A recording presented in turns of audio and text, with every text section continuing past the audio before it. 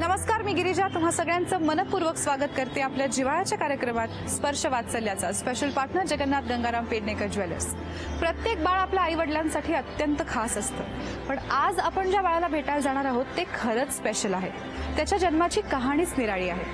आज आपण जाणार आहोत गोरेगाव पश्चिम मधल्या भगतसिंग नगर परिसरात, जिथे आपण भेटणार आहोत सावंत कुटुंबात जन्मलेल्या तनिष्क सावंतला. स्पर्श सुखाचा बालपणाचा अनुभवच नाता, स्पर्श वाचल्याचा, स्पर्श वाचल्याचा, स्पर्श वाचल्याचा.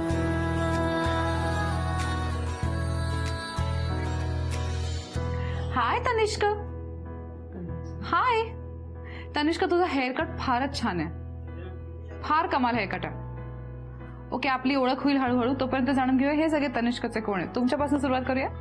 मी तनिष्कची मम्मी. ओके, नाव सांगा. ओके, मी तनिष्कचा बाबा, माझं नाव राहुल. मी तनिष्कची आत्या नैना नावजी सावंत.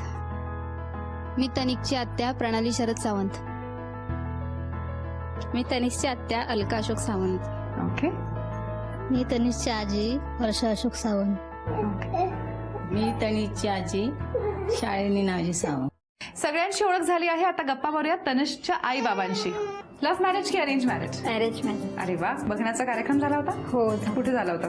माझ्या घरी. आणि माहेरी. बघता क्षणी पसंत केलं नाही. नाही? मग काय झालं? म्हणजे 8 दिवस दिले होते मला. 8 दिवस दिले होते. हो. मग त्या दरम्यान गप्पा मारल्यात? नाही, असं माझे आई वडील, त्यांच्या आई वडील ह्यांच्यामध्ये गप्पा झाल्या. त्यांनी गप्पा मारल्या? आम्ही फक्त एकमेकाला दोघांनी बघितलं. बोलला नव्हता सुरुवातीला? नाही. लग्नानंतर पहिल्यांदा बोललात? काय सांगता? लग्न ठरलं त्याच्यानंतर आम्ही बोलायला लागलो. अच्छा. लग्नानंतर किती वर्षांनी जन्म झाला तनिष्कचा? 3 वर्षानंतर. 3 वर्षानंतर. तेवढं थांबायचं असं काही तुमचं ठरलं होतं? प्लॅन काही केलं होतं? असं प्लॅनिंग केलं होतं आम्ही, बरं. परंतु घरच्यांचा 1 वर्ष ठीक आहे, हा. पण त्याच्यानंतर आग्रह सुरू झाला? चालू होता. बरं. सगळ्यात जास्त आग्रह कोणाचा होता? सगळ्यात जास्त आग्रह हिच्या आई वडिलांचा होता. आई वडिलांचा होता. बरं, आता तनिष्क किती महिन्यांचा आहे? आता तनिष्क 1 वर्ष 3 महिन्याचा झालाय. मला सांगा, गुड न्यूज कळल्यानंतर कसं सांगितलं यजमानांना, बाकीच्या घरच्यांना? मी गुन्हेच कळल्यानंतर 15 दिवस झाले. मी पहिलं आधी बोलली मिस्टरांना नाही सांगणार. आधी त्या आधी माझी सासू बसल्या, त्यांना सांगितलं. आईने आधी सासूला सांगितलं? सासूला नाही सांगितलं? नाही, मी बोलली आधी त्यांना सांगूया, नंतर मग मिस्टरांना सांगितलं. अच्छा. मग तुम्हाला असं वाईट नाही वाटलं की आधी मला का नाही सांगितलं म्हणून? नाही, कारण त्याच्या अगोदर 3 महिन्याची होती, त्यावेळेला मिसगाईड झालं होतं. त्यावेळेला मात्र असं त्यावेळेला मी असं सहज एका लग्नामधून येत होतो घरी, आणि आल्यानंतर हे घरचे सगळे रडत होते. म्हटलं काय झालं अचानक? तर नाही, 3 महिने होऊन झाले, असा प्रॉब्लेम झालाय. जो प्रॉब्लेम होतो तो प्रॉब्लेम व्हायला लागला. मग मी लगेच ऑन द स्पॉट डॉक्टरला फोन केला की बोलले डॉक्टर असा प्रॉब्लेम झाला. तर डॉक्टर बोलले टाइम लावू नका, लगेच हॉस्पिटलमध्ये घेऊन या. नाही, मी तिथे गेल्यानंतर मग ते मिसगाईड झालेलंच होतं सगळं. अरे अरे अरे अरे. मनामध्ये अशी दागदुगी होती की आम्ही असं म्हणजे सगळं घाबरलेलो होतो, आणि म्हटलं की सांगितलं आधी कोणाला सांगू नको. म्हणजे त्यांना मला विचारल्यानंतर मी सांगितलं की बाबा, त्यांना विचारलं सांगितलं का, तर हा बोलली. म्हटलं ठीक आहे सांगितलं ना. मग त्यांना आधी सांगू नको मला सांगितलं म्हणून मी असं सांगितलं तिला. आधी म्हटलं सगळं व्यवस्थित, डॉक्टर वगैरे कन्फर्म होऊ द्या, कारण आम्ही ते पहिली वेळ घाबरलो होतो. आणि त्याच्यामुळे म्हटलं की डॉक्टर व्यवस्थित जोपर्यंत सांगत नाही ना, तोपर्यंत आपण सगळं कोणाला सांगायचं नाही. बरोबर. असं मी ठरवलं होतं त्यावेळेला. पण मग कन्फर्म झालं सगळं, आणि या वेळेला सगळं छान होतं. डिलिव्हरीच्या वेळेला काय झालं? गडबड झाली का? धावपळ झाली का? खूप धावपळ झाली. काय झालं होतं? धावपळ म्हणजे माझ्या मी असं चेकअपसाठी गेली होती, आणि तर डॉक्टर बोलले की तुमचा बीपी लो झालाय. तर आणि त्या बाहेर जाणार होत्या. हा, 9 महिने संपले होते. संपले तर मी बोलली की तुम्ही नाही आहेत ना, मग तुमच्याकडे ट्रीटमेंट केले तर तुम्हीच डिलिव्हरी करा असं सांगितलं. त्या बोलल्या ठीक आहे, तुम्ही काय कराल असं मला विचारलं. तर मी बोलली की मिस्टरांना विचारते आणि मी तुम्हाला सांगते. मिस्टरांना मी कॉल केला तिथून, त्या आत्ते सासू होत्या माझ्या बरोबर. मग त्यांनी सांगितलं की तुम्ही ऍडमिट व्हा म्हणून. मी 10 तारखेला सकाळी 5 वाजता ऍडमिट झाले. म्हणजे पोटात वगैरे काहीच असं दुखत नव्हतं, पेन वगैरे काहीच नाही. डॉक्टरने असा फॉर्म लिहून घेतला की तुम्हाला डिलिव्हरीसाठी नॉर्मल पाहिजे की असं सिझर वगैरे काही करायचं आहे. की मी बोलली नाही, नॉर्मलच झाली पाहिजे. असं सांगितलं. मग मग तो फॉर्म भरला आणि मग नंतर डॉक्टरकडे आम्ही ऍडमिट झाली. मी मग पुढे खूप मोठा किस्सा ते सांगते. काय आणि डॉक्टर चेकअप करून गेले, मला सांगून गेले की 8-9 वाजता डिलिव्हरी होईल. म्हणून माझ्या बहिणीला सांगितलं मी की तू जा घरी, आम्हाला संध्याकाळचं जेवण वगैरे कर. आणि डॉक्टर अशी बाहेर पडली चेकअप करून, 4:30-4:45 डॉक्टर बाहेर पडली. आणि मग मला हिने सांगितलं की बोलवलं, की आत्याला सांगितलं यांना बोलवा. मी गेलो तिथे, त्यांनी विचारलं, म्हटलं काय का, तर ती बोलते मला वॉशरूम मध्ये जायचंय. म्हटलं ठीक आहे. आणि वॉशरूम मध्ये गेली ती, आणि वॉशरूम मध्ये गेल्यानंतर आम्ही बाहेर बसलो होतो. आता म्हटलं वॉशरूम मध्ये गेले ते येईल. आणि मग आत्या, मी, माझी दुसरी चुलत आत्या, आम्ही असे बसलो होतो तिथे. आणि 5 वाजून 7 मिनिटाने ही बाळाला बाहेर घेऊन आली. आणि वॉशरूम मधून तो जो प्रसंग होता ना, अक्षरशः आम्ही असे समोर बसलो होतो आणि समोरच वॉशरूम होता. आणि म्हटले अजून एवढा टाइम वॉशरूम मध्ये काय करते. असं करताना मग आम्हाला, मी जेव्हा ती घेऊन आलो ना, मला असं म्हणजे मला काही दिसलं नाही ते, म्हणजे आम्ही पूर्ण ब्लँक झालो. मी आता एवढा 31-32 वर्ष झालो, मी कधी तोंडातून शिव्या दिल्या नव्हत्या. मी फर्स्ट टाइम मध्ये हॉस्पिटलमध्ये सगळ्यांना शिव्या घातल्या होत्या. म्हटलं बाळाला आणि की माझ्या जर मिसेसला काय झालं ना, पूर्ण हॉस्पिटलला आग लावून टाकेल या लँग्वेजमध्ये. कारण जी सिच्युएशन होते ना, जे मी सांगू शकत नाही, म्हणजे आम्ही जे बघितलंय ना, म्हणजे ग्रेट आहे की तिनं ती काय केलं असेल ना, तिला माहिती. आम्ही तो क्षण बघितला ना, आणि त्याच्यानंतर मग लगेच 5:08 मी लगेच डॉक्टरला फोन केला. डॉक्टर तुमचा अंदाज चुकलेला आहे, माझ्या मिसेसची डिलिव्हरी झाली. लगेच मग डॉक्टरने काय केलं की ती लगेच म्हणजे ऑन द वे होते, लगेच गाडी रिटर्न घेऊन आली. आणि तिने जो सांगितलं, माझ्या 33 वर्षाच्या करिअर मधली पहिली घटना आहे. आणि मी त्या बाळाला घेतलं आणि ही बेडवरती होते आणि ह्या आत्या वगैरे तिथे सगळे बसलेले होते. मी त्या बाळाला ह्याला घेतला, तनिषला असा, आणि तिथे गेलो आणि तिघांनी आम्ही गळा घातला, रडायला लागलो. तो प्रसंग जो घडला ना, तो आमच्या आयुष्यातले आम्हाला ते त्रास झाला. कारण आम्ही पाठोपाठचं लग्न दुःखच सहन करत होतो. कारण माझे वडील MTL मध्ये होते, रिटायरमेंटला 6 महिने होते फक्त, आणि ते ऑफ झाले. ते पण असे अचानक झाले. आजी आमची, ती पण म्हणजे असं, म्हणजे ते प्रसंग असे पाठोपाठ आले ना, थोडंसं दुःखाची लाईन माझी चालू होती. आणि त्याच्यामध्ये हा प्रसंग घडला, तर मग तिथे आम्ही खूप डिप्रेशनमध्ये गेलो की नेमकं काय होतंय, बाळाचं कसं आहे, हेने कसं काय केलं, असं सगळं हा मनामध्ये विचार होता. मग मी रात्री 11 नंतर लोकांना सांगायला सुरुवात केली की मला मुलगा झालाय, आम्हाला मुलगा झालाय. पण कसं झालं, काय झालं, आतापर्यंत आम्ही कोणाला असं सविस्तर सांगितलं नव्हतं. बापरे. तनिषचं नाव खूप सुंदर आहे, ते कोणी ठेवलं? मी ठेवलं तनिष. बरं, कसं काय? ते तनिष असं माझ्यासाठी रत्न. मी असं विचार करतो काय आपल्या आयुष्यात असं एक वेगळा टर्न मिळाला मला, आणि म्हणून मी जे माझ्यासाठी मौल्यवान आहे. आणि मी असं विचार करत असताना मग मला आठवलं की मी स्वतः असं विचार केला. मी म्हटलं तनिष नाव कसं वाटतं. मी तनिषचा मिनिंग विचार केला, तनिष म्हणजे नेमकं काय, तर एक रत्न, अनमोल रत्न झालं. आणि म्हणून मी ते नाव स्वतः ठरवलं, स्वतः नाव ठेवलं, त्याचं बर्थ सर्टिफिकेट काढलं. 1 वर्ष त्याचा बर्थडे होईपर्यंत मी, आणि नामकरण होईपर्यंत कोणाला सांगितलं नव्हतं. बर्थडेच्या दिवशी मी त्याला सगळ्यांना सरप्राईज दिलं की मी याचं नाव तनिष्क म्हणून ठेवलंय. अच्छा, 1 वर्ष तुम्ही कोणाला नाव सांगितलं नव्हतं. बरं, तुम्हाला पण आवडलं नाव? हो, आवडलं. अरे बा. आणि आता आपण त्याच्या दोन्ही आज्यांशी गप्पा मारणार आहोत. तर आजी, तुम्हाला आधी सांगितलं सुनेनी गुड न्यूज बद्दल, नवऱ्याच्याही आधी. कसं वाटलं होतं तेव्हा ऐकून? आनंद वाटला होता. धाकधूक होती आधीच्या अनुभवामुळे? थोडस भीती वाटत होती? काय सूचना दिल्या? सांगितलं घाबरू नको म्हणून, बिंदास राहा. आणि काय काळजी घेतली तिची प्रेग्नन्सी मध्ये? काय तिला काय त्रास नाही दिलेला, काय वजन उचलायचं नाही, हंडा उचलायचं नाही, कुठलं काय भांडे नाही, जेवण नाही, काय नाही त्रास दिला. सगळं तुम्ही केलं, छान लाड केले. अरे बा. तुम्हाला गुड न्यूज कळल्यावर कसं वाटलं? आनंद वाटला, पण जास्त करून मी तिच्या बरोबरच असायची, त्याच्यामुळे मला जास्त आनंद झाला. तुम्ही कसं रमवता त्याला? भरवताना काय काय गमती जमती गोष्टी सांगता का? मोबाईल आताच्या गाणी पाहिजे. गाणी पाहिजे. तुम्ही गाणी म्हणता का ऐकवता मोबाईलवरची? मोबाईलवर अशी पण म्हणते. गाणी अशी पण म्हणता? काय गाणी म्हणतात? एखादं म्हणून दाखवा की आम्हाला. ए रे रे पावसा तुला देतो पैसा, पैसा झाला खोटा, पाऊस आला मोठा, असं म्हणते. अरे बा लगेच हसायला लागला तो. त्याला माहित आहे ना, टाळ्या वाजवणार. त्याला माहित आहे. त्याला माहिती आहे, त्याला आवाजाची सवय आहे. तनिषचा जन्म झाला आणि सगळ्यांना आनंद झाला, बाळ सुखरूप आहे, आई सुखरूप आहे. पण त्यानंतर अजून एक छोटा प्रवास घडला, जेव्हा त्याला दुसऱ्या हॉस्पिटलमध्ये शिफ्ट करावं लागलं. तेव्हा कशी धावपळ झाली किंवा तेव्हा काय चालू होतं मनामध्ये आजी? तेव्हा मनामध्ये की त्याचे आजोबा होते की नाही, ते पहिले जास्त आजारी असायचे. आम्ही इकडं न्या तिकडं न्या, त्याचे वडील, मी जास्त. मग ते आम्हाला असं वाटलं की त्यांना आम्ही हे करू, आणि तेच आम्हाला असं वाटलं की हे जन्माला येणार. कारण त्यांची लय इच्छा होती नातवंड व्हावं, मी नातवंडासाठी चांगलं करावं, आणि ते अपुरेच गेले. मग त्याच्यामुळे ते अपुरे गेल्याच्या नंतर की ते असे झाले म्हटले, मग आम्हाला वाटलं ना तेच आले.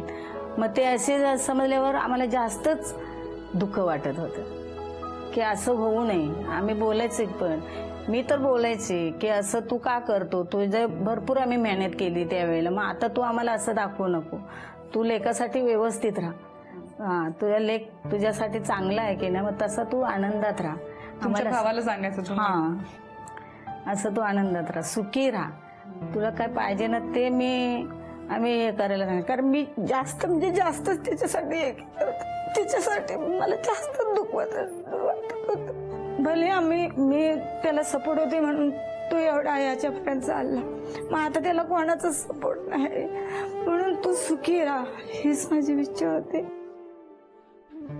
या सगळ्यातनं तुम्ही एकत्र मिळून बाहेर पडलात आणि आता तो निरोगी आहे, आनंदात आहे, हे सगळ्यात जास्त महत्वाचं. तनिष्कच्या दोन्ही आज्यांची गप्पा मारून झाल्या आहेत. आता आपण त्यांच्याबरोबर एक छोटासा खेळ खेळूयात.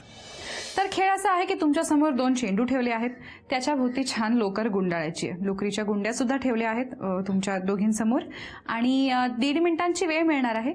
सगळ्या बाजूनी लोकर गुंडाळायची आणि एक मोठी गुंडी तयार करायची. जी आजी सगळ्यात मोठ्या आकाराची गुंडी तयार करेल ती जिंकणार आहे खास तनिष्कसाठी झी युवा तर्फे एक मानाचा चांदीचा बाळकृष्ण. सोपा आहे खेळ, सोपा खेळ आहे ना? Okay, great. तुम्ही चेंडू हातात घेऊ शकता. आजी तुम्ही सुद्धा. कळला ना खेळ? लोकर गुंडाळायची फक्त. हा, तुमची 1.5 मिनिटांची वेळ सुरू होते आता. गुंडा गुंडा ते खाली सोडा, ती लोकर सोडा खाली. हा, 30 सेकंद झाले.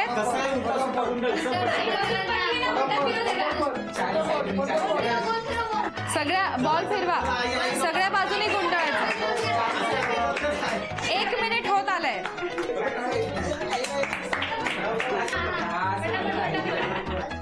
शेवटचे 15 सेकंद उरले. आजी तो चेंडू फिरवा, सगळ्या बाजूनी गुंडाळा. शेवटचे 10 सेकंद उरले. 10, 9, 8, 7, 6, 5, 4, 3, 2, 1. वेळ संपली. थांबा थांबा थांबा थांबा आजी, थांबा थांबा. काय वाटतं, काय निकाल असावा? आत्यांना जास्त छान गुंडाळता येतो. तर गुलाबी लोकर त्यांनी छान गुंडाळली चेंडूवर, त्यामुळे आत्या तुम्ही जिंकलात. अभिनंदन. आजी तुम्ही जिंकला आहात तनिष्कसाठी खास झी युवा तर्फे ही चांदीची भेटवस्तू.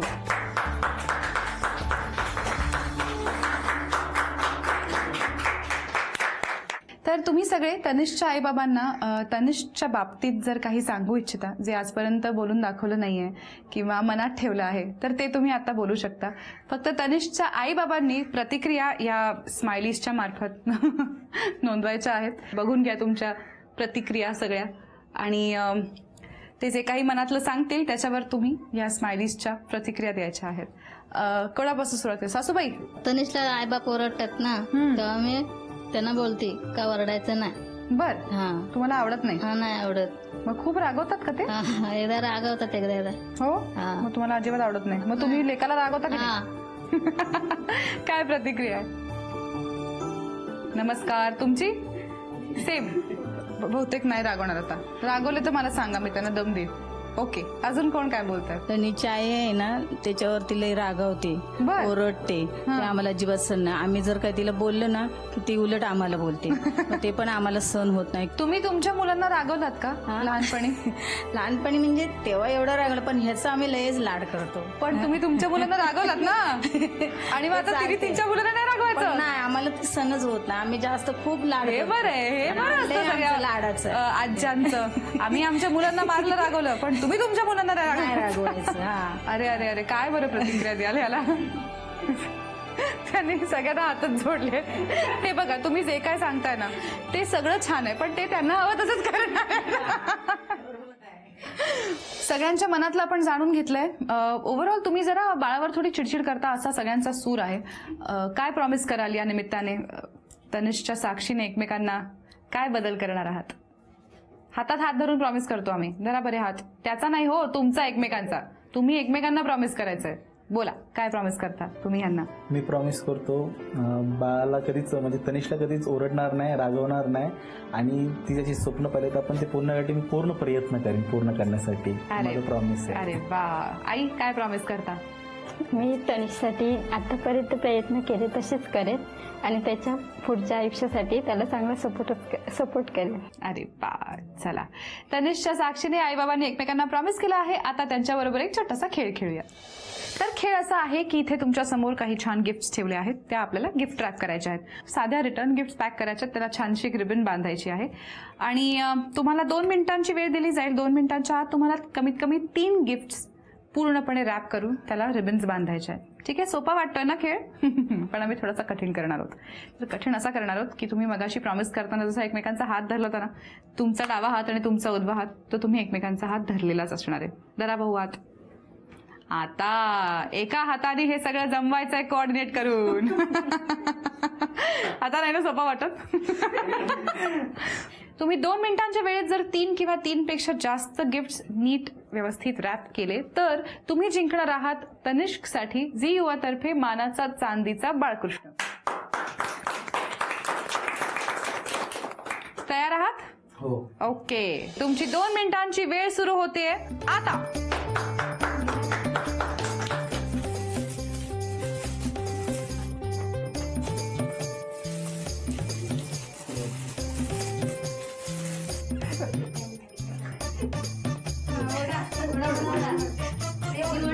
हा, बरोबर आहे, बरोबर आहे. 30 सेकंद झालेत. बघूया किती कोऑर्डिनेशन आहे चांगलं. ओके,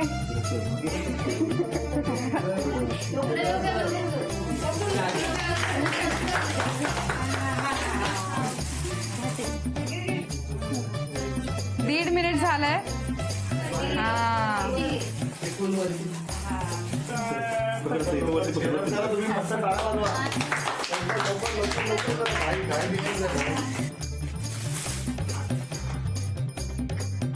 चला चला, शेवटचे 30 सेकंद राहिलेत. शेवटचे 10 सेकंद राहिलेत. 10, 9, 8, 7, 6, 5, 4, 3, 2, 1. वेळ संपली. काय वाटतं या गिफ्ट्स बद्दल? कशा पॅक केलेत? पण 3 गिफ्ट्स पूर्ण पॅक केले आहेत, त्यामुळे तुम्ही जिंकला आहात. अभिनंदन. तुम्ही जिंकला आहात तनिष्कसाठी खास झी युवातर्फे हा मानाचा चांदीचा बाळकृष्ण.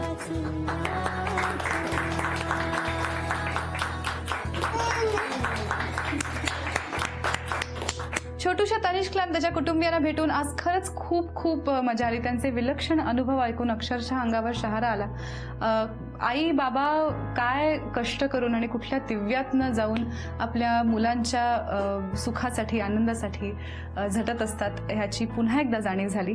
अशाच अनेक इटुकले पिटुकल्यांच्या अशाच इंटरेस्टिंग स्टोरीज ऐकण्यासाठी आपण भेटणार आहोत पुढच्या भागात. पाहायला विसरू नका आपला जिव्हाळ्याचा कार्यक्रम स्पर्श वात्सल्याचा. Special partner Jagannath Gangaram Pednekar jewellers.